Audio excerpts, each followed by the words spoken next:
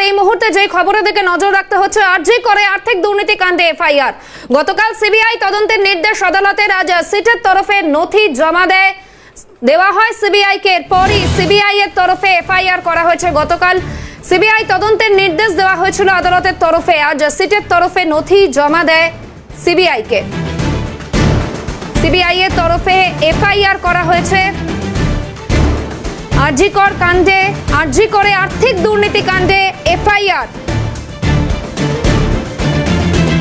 গতকাল সিবিআই তদন্তের নির্দেশ দেয় হাইকোর্ট, আজ সিটের তরফে নথি জমা দেয় সিবিআই কে। আরজি করে আর্থিক দুর্নীতি কাণ্ডে এফআইআর। টেলিফোন লাইনে রয়েছেন প্রতিনিধি মেঘা রায়। মেঘা, আরজি করে এবারে আর্থিক দুর্নীতি কাণ্ডে এফআইআর, বিস্তারিত জানাও।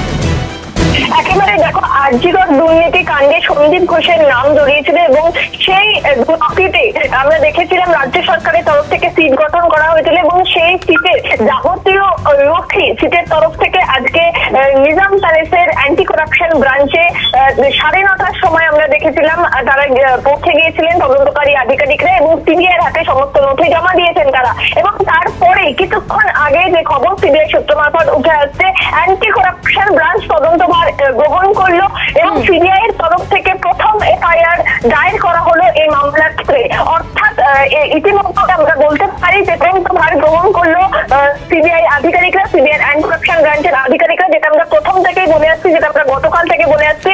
দিল্লির যে হেডকোয়ার্টার সেখান থেকে দফায় দফায় একদিকে এসিপি এবং অন্যদিকে এসপিবি, এই দুই ব্রাঞ্চের সঙ্গে বৈঠক করা হয়েছিল এবং আজকে নথি হ্যান্ডওভারের পর, অর্থাৎ নথি পাওয়ার পর, সিবিআই কাছে নথি যাওয়ার পর দিল্লি হেডকোয়ার্টারের তরফ থেকে কিন্তু অ্যান্টি করাপশন ব্রাঞ্চের যারা আধিকারিকরা রয়েছেন তাদের সঙ্গে বৈঠক করে। অর্থাৎ দিল্লি হেডকোয়ার্টারের যারা শীর্ষ কর্তারা রয়েছেন তারা সরাসরি অ্যান্টি করাপশন ব্রাঞ্চের যারা উচ্চপদস্থ আধিকারিকরা রয়েছেন কলকাতায়, তাদের সঙ্গে বৈঠক করেন এবং বৈঠক করে এফআইআর, প্রথম এফআইআর দায়ের করা হয়েছে এই মামলার ক্ষেত্রে এখনো পর্যন্ত।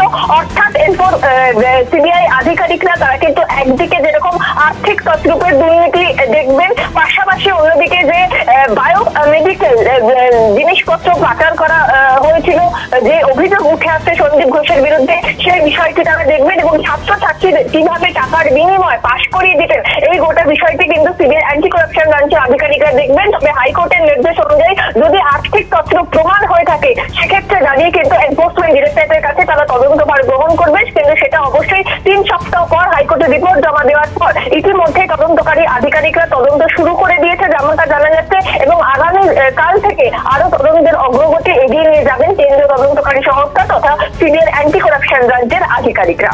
শাহানা, বেশ, ধন্যবাদ মেঘা। কথা বলছিলাম প্রতিনিধি মেঘা রায়ের সঙ্গে। আরজি করে আর্থিক দুর্নীতি কাণ্ডে এফআইআর, সিবিআই এর তরফে প্রথম এফআইআর করা হলো।